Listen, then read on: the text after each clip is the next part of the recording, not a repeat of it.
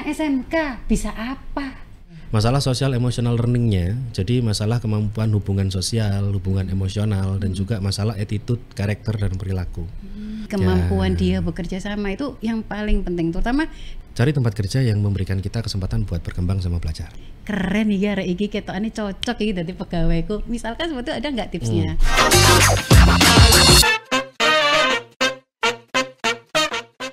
Assalamualaikum warahmatullahi wabarakatuh. Hai Sobat Semakda, bertemu lagi di podcast Pandawan, podcast anak Semakda Jiwan. Kali ini kita kedatangan narasumber yang super keren. Beliau adalah Bapak Alfianto Cahyono SEMAK. Beliau adalah seorang profesional muda yang handal. Sengaja ini kita mendatangkan dari dunia usaha, dunia industri. Kita sapa beliau dulu ya. Assalamualaikum Pak Alfi. Waalaikumsalam Ibu. Iya, sehat-sehat ya Pak ya? Alhamdulillah, selalu sehat. Alhamdulillah. Nanti kita biar lebih akrab, saya panggilnya Mas aja ya. Boleh. Biar lebih akrab dengan adik-adik ini Bisa. pastinya. Oke, saat ini tetap di sini ya teman-teman semuanya, Sobat Semakda, karena materi kita sesuai dengan kalian, yaitu apa? Anak SMK bisa apa? Kan gitu. Oke, selalu tetap ya stay tune di podcast Pandawan, podcast anak Semakda Jiwan. Oke Mas Alfi, Mas Alfi ini keren banget loh, masih muda sudah jadi profesional muda. Kalau teman-teman tahu ya, Mas Alfi ini direkturnya PT Cipta Sarana Cendekia. Keren banget itu teman-teman, masih muda loh beliau ini sudah jadi direktur. Bisa diceritain nggak Mas, PT Cipta Sarana Cendekia itu seperti apa sih? Oke. Untuk PT Cipta Sarana Cendekia ini sendiri adalah salah satu perusahaan ya, yang kita bergerak memang di bidang servis teman-teman sekalian, di bidang jasa, di mana fokus utama kita itu sebenarnya core bisnisnya di bidang akuntansi sama perpajakan. Oh ya. Akan tetapi memang dari pendahulunya, jadi mulai dari foundernya, ketika founding company dulu di awal, kita mendirikan usaha itu sudah sangat dekat sekali dengan lingkungan pendidikan. Jadi kita juga berkembang di bidang pelatihan serta pengembangan pendidikan, terutama pendidikan vokasi SMK di Indonesia kayak gitu. Oh gitu. Jadi lebih fokus utama ke pendidikan, terutama anak-anak Ya, SMK. sektor pendidikan di vokasi. Gitu. Iya di vokasi. Keren ya berarti ya. Kalau kita sesuai tema tadi, anak SMK bisa apa? Coba Mas Alfi diceritakan, anak SMK itu sebenarnya bisa apa sih? Kalau untuk sekarang ini? Skopnya agak luas banget ya Bu Kusnul ya. Jadi ketika kita pengen tahu kalau anak SMK itu bisa apa, jangkauannya sangat luas sekali. Apalagi dengan kondisi pendidikan kita sekarang di pendidikan vokasi, kalau SMK itu kan tuntutannya bisa lebih luas. Dengan kondisi pendidikan yang sekarang yang 70% kita mendapat fasilitas lebih banyak di pendidikan vokasi, anak SMK juga seharusnya sudah nggak nanya lagi anak SMK bisa apa. Bisa macam-macam pastinya. Karena seharusnya kita bisa macam-macam dengan benar, fasilitas yang seluas itu. Katakanlah contohnya, kalau kita mengikuti dari industri sendiri, dari dunia industri, dari Dudika, Iduka atau apapun itu, sebenarnya nggak berfokus pada masalah kita kompetensi keahliannya apa.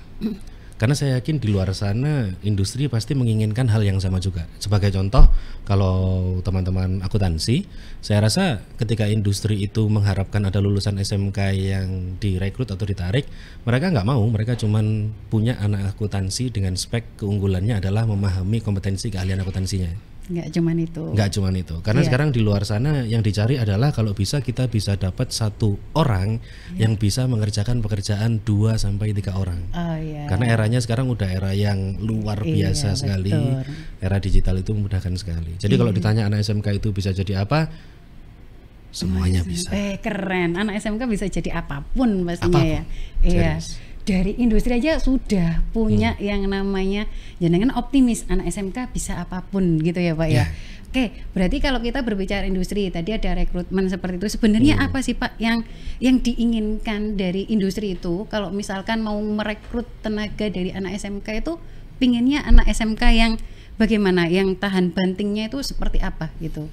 Oke, katakanlah kalau kita mengesampingkan masalah kompetensi keahliannya, gitu ya. Karena kalau kompetensi keahlian itu sesuatu yang kalian pelajari atau yang adik-adik sekalian pelajari selama 3 tahun mereka bersekolah, gitu. Apapun kompetensi keahlianmu. Masalahnya sekarang adalah prinsipnya ketika kita berada di dunia industri, ini salah satu topik yang agak sering kita bahas juga, kemarin sempat saya bahas di podcast kita juga, sama masalah social emotional learningnya. Jadi masalah kemampuan hubungan sosial, hubungan emosional, dan juga masalah attitude, karakter, dan perilaku. Ini kan bahkan di kurikulum juga masuk ya Bu, ada P5 gitu, pendidikan karakter yang lebih proper saat ini. Jadi kalau misalkan yang dicari sama industri seperti apa, nomor satu saya yakin sampai sekarang template-nya masih sama, rekrutnya for attitude. Nomor satu attitude dulu. Attitude. Nomor satu attitude dulu. Setelah attitude, follow up-nya apa? Dari attitude itu kita bisa tahu perilaku seseorang, how to behave katakanlah. Kemudian yang kedua, nanti dari attitude kita bisa mengukur kemampuan mentalnya seperti apa. Maka social emotional learning tadi penting sekali didapat di sekolah. Nah, yang kedua berikutnya adalah dalam tahapan soft skill-nya. Jadi kita kesampingkan dulu yang hard skill-nya. Nah, kalau dicarinya yang seperti apa? Apakah yang tahan banting? Yang tahan bantingnya bagaimana? Sekarang itu perusahaan mencari tenaga kerja itu kalau bisa yang resilience. Jadi nggak cuma resistance, tapi dia resilience. Dia nggak hanya bertahan, tapi dia mau mengembangkan dirinya. Dia ulet tuh. Lebih baik saya nyari anak yang secara kompetensi nilainya pas-pasan biasa-biasa aja, daripada yang benar-benar pintar. Karena kalau pintar tapi resilience-nya nggak ada, percuma Bu. Bisa jadi ikut kerja sama kita sebulan 2 bulan udah selesai tuh. Nanti pindah kemana lagi, ngerasa nggak nyaman, nggak cocok dengan lingkungannya kayak gitu. Tapi ketika dia attitude-nya bagus, behavior-nya bagus, mentalnya kuat, dan dia resilience orangnya, walaupun kamu kompetensi dasarmu itu kemampuannya cukup, saya yakin dengan kamu bertahan dan berkembang, nantinya juga pasti akan menutupi gap yang ada tadi. Kayak gitu. Berarti yang paling penting di sini berarti attitude ya yang pertama ya. Nomor satu attitude. Iya, apalagi kan sesuai nih, sesuai dengan keterampilan abad 21 ini kan, ada komunikasi, kemampuan dia bekerja sama, itu yang paling penting. Terutama di sini perlu ya Pak, di sini kemampuan untuk berkolaborasi, bekerja sama. Itu seperti apa kalau di perusahaan? Otomatis nggak boleh egois dong anak-anak itu ya pastinya. Jadi ketika kita sekarang tahu dunianya anak-anak, terutama anak-anak SMK gitu ya, kadang-kadang yang bikin saya takut Bu, kepikiran sebelum saya jawab pertanyaan tadi gitu ya, yang bikin saya takut atau kepikiran tuh anak-anak sekarang kadang-kadang mereka jadinya asik sama dunia sendiri. Mayoritas. Betul. Padahal ketika kita nanti terjun di dalam masyarakat, namanya masyarakat itu kan ada sistemnya, dan perusahaan pun di dalamnya juga sama seperti masyarakat, ada sistem. Yang namanya sistem itu akan berjalan ketika komunikasinya lancar. Komunikasi itu adalah hal penting di dalam perusahaan, karena apa yang terjadi di perusahaan itu pasti harus diinformasikan antara satu bidang dan satu bagian ke bagian yang lain. Maka set kemampuan yang dibutuhkan yang berikutnya adalah selain attitude kita harus bagus. Satu, attitude tadi masuk ke hubungan intrapersonal kita. Maka otomatis kalau intrapersonalnya sudah harus bagus, interpersonalnya hubungan kita dengan orang lain pun juga harus sama. Insya Allah bagus. Harus bagus. Bukan insya Allah lagi Bu, harus. Harus bagus. Kenapa? Karena kadang-kadang kita mungkin akan dihadapkan sama orang yang nggak kita sukai. Betul. Tuh. Saya yakin mungkin Ibu juga pasti pernah kan ketemu sama orang yang kalau kita ketemu tuh ngobrol aja kita males. Gitu. Kita kayak aduh ketemu lagi nih kayak gitu. Bagaimana yang menghadapi? Nah ketika kita bertemu sama orang seperti itu pun, tapi kalau in professional terms kita harus kerja, ya kita kerja. Betul. Mau kita nggak suka sama orangnya, mau kita ada problem sama dia, selama itu urusannya pekerjaan harus kita selesaikan. Profesional harusnya. Maka intrapersonalnya bagus, interpersonalnya juga harus dikondisikan yang bagus. Biar terjalin suatu kolaborasi. Betul. Soalnya kan kalau ngomong di dunia usaha itu ya harus kolaborasi antara satu departemen dengan departemen lain, nggak boleh sendiri-sendiri gitu ya. Terkadang ini Pak, kalau di SMK, anak-anak di SMK itu dia prakteknya bagus banget pada saat dia bikin produk, pada saat dia praktek itu bagus, tapi sayangnya mereka itu kurang kurang bisa mengkomunikasikan itu. Kalau kadang dia, ayo tolong dong dipresentasikan gitu, takut. Padahal secara kompetensi sangat bagus. Itu harusnya gimana? Tipsnya itu gimana Pak? Buat anak-anak biar dia lebih pede gitu. Kalau tips mungkin aku bisa ngasih nggak cuma buat anak-anak aja kali tapi buat teman-teman pengajar juga semuanya. Kali biar semuanya dapat istilahnya peluang ya untuk memperbaiki hal tersebut gitu. Jadi satu, gimana caranya kita bisa menggali supaya kita itu mau percaya diri atau mempresentasikan ke orang apa yang sudah kita buat. Karena percuma dong kita pintar tapi kita nggak bisa membuktikan apa yang kita susun atau kita buka gitu. Apalagi kalau kita jurusan akuntansi, bikin laporan keuangan, kalau nggak bisa mempresentasikan, gimana kita mempertanggungjawabkan kayak gitu katakanlah. Satu, segala sesuatunya itu pasti akan dimulai dari diri kita sendiri.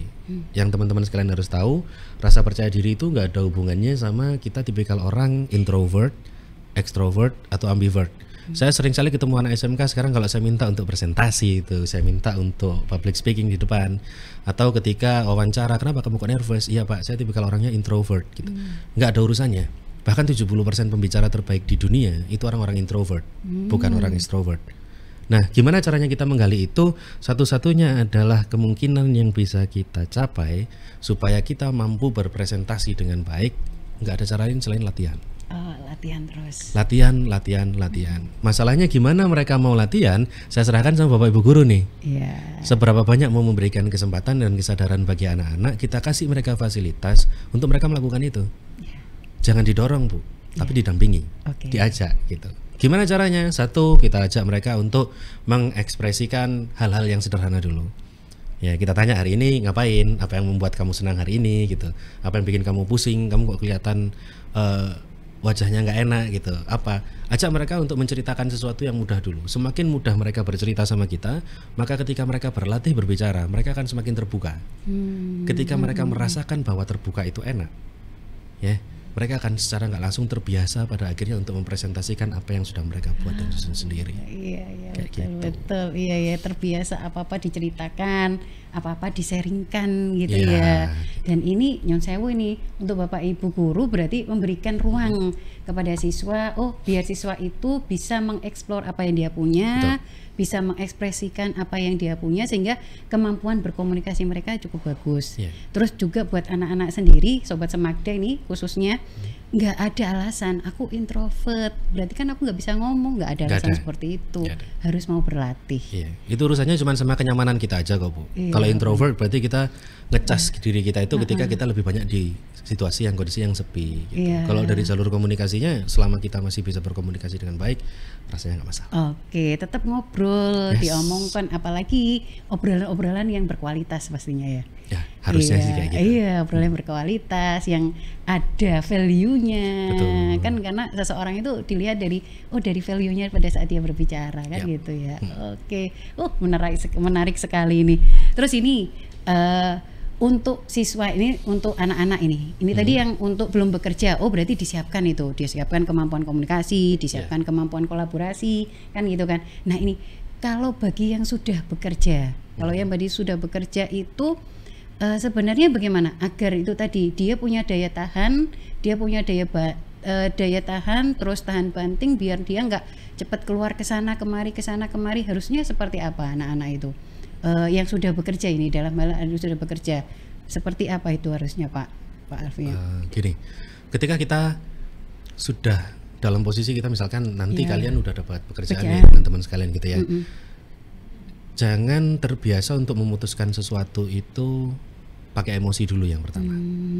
Saya khawatir kenapa? Karena sering juga kadang-kadang ketika kita lagi nggak nyaman gitu, atau kita bersinggungan dengan orang lain, terus kita ngomong lingkungan gua toksik nih, dikit-dikit ditoksikkan gitu kan. Gitu. Nanti larinya diarahkan ke mental health kita gitu.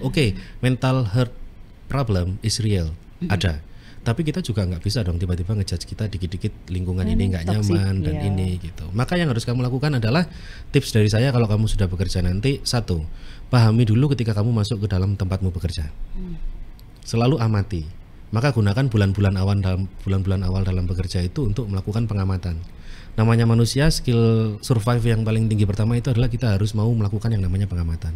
Kita selalu mengamati lingkungannya, kita belajar mengenai personalities orang-orang, ya kepribadian orang-orang. Maka kalau kita tahu misalkan saya orangnya agak pemarah, kalau ketemu sama saya berarti kamu harus berlaku seperti apa, kayak gitu.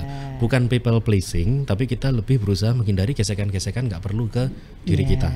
Karena kadang kalaupun keluar untuk bekerja, jauh dari orang tua, misalkan Iya. kita merantau, perasaan nggak nyaman itu pasti akan ada sih Bu, Pasti, ya iya, kan? iya. Nggak mungkin kita hindari kayak Iya, gitu. iya, Maka biar kita bisa betah, biar kita bisa mentalnya kuat, satu selalu lakukan pengamatan.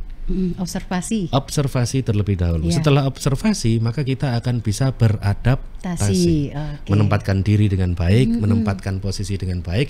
Dan yang ketiga, ya cari teman sebanyak-banyaknya. Tapi kalau buat saya pribadi, ya Iya. satu-satunya orang yang paling kamu percayai nanti ketika kamu bekerja seharusnya adalah dirimu sendiri. Percaya sama orang lain, tapi jangan gantungkan dirimu sama orang lain. Percaya sama orang lain tapi jangan gantungkan dirimu pada orang lain. Betul. Itu ya. Oke, berarti PD. Udah Yes. tetap kolaborasi tetap, tapi ya itu tadi kita percaya pada diri kita kalau kita mampu, Ya, kan harus. gitu. Keren banget Mas Alfi, ya ampun. Yuh, seneng ya anak-anak ya. Kita ketemu dengan Mas Alfi dengan berbagai itu tadi. Kamu kalau bekerja itu harusnya seperti apa? Kalau kamu itu mau bekerja harus nyarinya seperti apa? Sebenarnya anak-anak itu kalau misalkan nyari suatu pekerjaan itu yang paling penting itu kriterianya apa, Pak? Kita bisa masuk ke dalam perusahaan itu, dalam artian perusahaan itu karena apa? Apakah karena keamanannya atau apa karena itu memang di perusahaan itu kita bisa berkembang atau bagaimana pada saat kita mencari pekerjaan tuh? Faktornya banyak ya Bu. Iya. Dan saya yakin ini nggak ada jawaban yang benar menurut saya, karena semua orang pasti nanti akan mencari berdasarkan kebutuhannya sendiri dan kondisi. Karena faktor demografis itu kan pengaruh banget. Iya. Kalau di tempat kita jarang industri, kita juga mencari pekerjaan, akhirnya kan Keluar. pilihan terbatas dan harus keluar. Iya. Maka ketika kita mencari pekerjaan, mungkin yang paling umum, Iya. kondisi idealnya buat kalian, apalagi buat teman-teman yang masih SMK, kondisi idealnya adalah kita mencari tempat kerja itu orientasinya yang pertama menurut saya, cari tempat kerja yang memberikan kita kesempatan buat berkembang sama belajar. Harus cari tempat bekerja yang untuk membuat kita bisa berkembang dan belajar. Yap, dan berkembang atau belajar itu dalam segala aspek atau dalam banyak hal. Iya. Tidak hanya berkembang kalau misalkan kita jurusannya DKV gitu Iya. ya, desain komunikasi visual, kita cari tempat kerja yang mengembangkan kita di bidang itu saja gitu. Enggak, tapi kita juga cari tempat yang mengembangkan kita secara sosial, mengembangkan kemampuan kita tadi, mengembangkan mental kita, kepercayaan diri kita. Gimana cara kita mengetahuinya? Mungkin cara terdekat supaya kita tahu perusahaan itu orientasinya pada pengembangan bagus atau tidak ya ketika kita di tahap interview atau wawancara. Ketika interview wawancara kita dipersilahkan untuk bertanya. Kalau nggak dipersilahkan ya kita minta kesempatan untuk bertanya. Maka yang harus kita tanyakan bukan fasilitas apa yang kita dapat, tapi bagaimana perusahaan ini menyikapi perkembangan diri pada karyawannya. Bagaimana kebijakan perusahaan terkait dengan pengembangan karyawannya. Kalau banyak aspek pengembangan di sana, ada pelatihan, pendampingan, dilibatkan dalam kerja tim, supervisi yang baik, kita berarti punya satu ukuran Bu. Iya. Maka ketika kamu nanti datang jangan wis yang penting aku ngelamar kerja gitu ya, cepat-cepat kerja dapat gaji. Jangan dulu, jangan orientasi gaji dulu. Oke. Yang penting dapat gaji benar, tapi orientasinya tetap kamu harus dapat banyak kesempatan untuk bekerja, dapat banyak kesempatan untuk diajari hal-hal baru, sehingga apa? Semakin lama kamu di situ, bukannya ilmunya tetap aja, tapi ilmunya akan semakin bertambah. Oke, berarti kita tambah lebih ngerti gitu Yes. ya. Berarti kita terus berkembang, nggak? Ya udah kita di sini aja gitu, nggak? Tapi terus mengikuti perkembangan zaman. Betul. Pastinya. Keren banget Mas Alfi. Ini terakhir saya penasaran ini. Oke. Mungkin teman-teman Semagda juga penasaran. Biasanya ini ada nggak tips ya? Ada nggak ya tipsnya pada saat kita teman-teman itu menjalani interview biar yang namanya HRD itu langsung ting, keren nih ya iki ketokane cocok iki dadi pegawaiku. Misalkan seperti itu ada nggak tipsnya? Kalau kita ngomongin tips untuk interview, Iya. sebenarnya kalau teman-teman mau cari itu kan di semua media sekarang ada, semua Iya, platform ada. iya. Kalau mau baca berarti di web bisa gitu, di TikTok, Reels segala macam ada, dan itu semua jawaban pertanyaan juga udah ada di sana. Iya. Intinya mungkin lebih ke bukan pada jawabannya Bu. Kalau dari saya tipsnya adalah ingat, interview itu dimulainya bukan ketika kita mendapatkan pertanyaan. Tapi interview itu sudah dimulai sejak kita memasuki tempat yang akan kita lamar pekerjaan. Dari cara kita masuk, cara kita bertemu dengan reception, cara kita berjalan ke ruang tunggu, cara kita menyerahkan berkas, datang ke ruang interviewnya, mengetuk pintunya, masuk mengucap salam, menutup lagi. Semua faktor itu pasti akan dipertimbangkan karena dari segi emosi, psikologi itu juga jadi salah satu tahapan yang dinilai dalam interview. Gak cuma jawaban kita aja, karena jawaban bisa dicari. Betul. Tips saya yang kedua, lebih banyak menambah wawasan. Karena sekarang tipikalnya HRD itu kalau ngasih pertanyaan sudah bukan pertanyaan kayak dulu, Bu. Iya. Jadi bukan kelebihanmu apa, kekuranganmu apa, tapi pertanyaannya kasuistik. Case. Maka sebelum berangkat interview, riset sebanyak-banyaknya tentang usaha yang kamu lamar. Semakin banyak ilmumu di sana, semakin siap kamu menjawab pertanyaan dalam interview. Yang ketiga, performance matter. Penampilan itu penting. Berpenampilan yang proper, yang sesuai, datang interview, attitude dijaga, saya yakin obrolan pasti akan menarik. Nah, karena ketika kamu nyaman, ketika dudukmu nyaman, orang ngelihat kamu, oke, sepertinya dia layak untuk diajak ngobrol, maka rasa nyaman itu akan nular, Bu. Energi itu nular kan? Saya dari tadi kayak kepingin seneng gitu, kayak kepingin kita terus karena energinya jenengan luar ke saya. Gitu. Sama saya juga. Iya, kan happy gitu bawaannya. Energi itu nular, jadi jangan kita nervous, orangnya nanti dingin, tegang, makan berantakan nanti interview kita. So tadi performance juga matter yang ketiga. Dimulainya bukan ketika ditanya. Yang kedua, kita harus melakukan riset biar kita siap. Yang ketiga, penampilan kita penting. Dan yang keempat, jangan lupa selalu gunakan etika yang baik dalam berkomunikasi. Iya, bahasanya itu ya ditata, gestur, betul. Gestur tubuh, dan itu ternyata perlu pembiasaan pastinya. Iya, dan dimulai harus sekarang, ayo sekarang dimulai. Betul. Gitu. Sering-sering baca buku, sering-sering berliterasi. Literasi digital ini gampang, lihat di YouTube, di jangan internet. Jangan lupa, bukan etika itu dari bahasa Yunani etikos, artinya timbul dari kebiasaan. Benar. Jadi etika itu bukan hal yang tiba-tiba kita buat, tapi etika itu keluarnya karena kita terbiasa melakukan hal tersebut. Betul. Gitu. Kalau dia terbiasa memang rapi, terbiasa bersih, dengan sendirinya dia muncul. Betul. Keren. Iya. Oke. Ih, keren banget ya. Keren banget ya Sobat Semagda ya.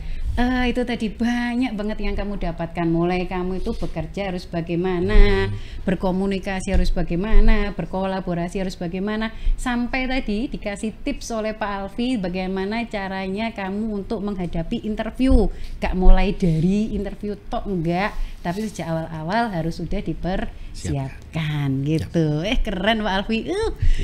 Keren Pak Alfi. Terima kasih banget loh Pak Alfi. Saya juga terima kasih banyak. Ya ampun. Gitu. Semoga nanti anak-anak Semagda itu bisa seperti jenengan. Sudah masih muda sudah jadi direktur. Amin, insyaallah.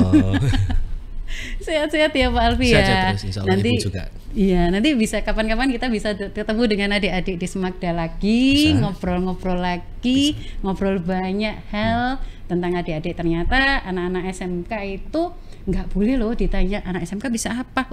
Kita bisa apa pastinya. Gitu ya Pak Alfi ya. Oke, terima kasih Pak Alfi, sehat selalu ya Pak Alfi ya. Sama-sama Ibu. Iya, salam buat teman-teman yang ada di Malang. Pak Alfi ini jadi Malang teman-teman. Iya, terima kasih. Iya. Terima kasih. Jangan sehat-sehat selalu. Oke. Terima kasih. Keren ya Sobat Semagda, itu tadi perbincangan kita dengan Bapak Alfianto Cahyono SEMAK. Keren kan? Makanya anak-anak, teman-teman Semagda semua di sini, kalian mulai sekarang belajar tentang komunikasi, tentang kolaborasi, dan terus berliterasi digital gitu ya, agar nanti pada saat kalian lulus mau mencari pekerjaan kalian sudah punya modalnya. Itu ya. Ketemu lagi di podcast yang akan datang dengan materi-materi yang inspiratif lainnya. Ketemu lagi di podcast Pandawan, podcast anak Semagda Jiwa. Wassalamualaikum warahmatullahi wabarakatuh. Oke Mas Alwi, thank you ya. Sama-sama.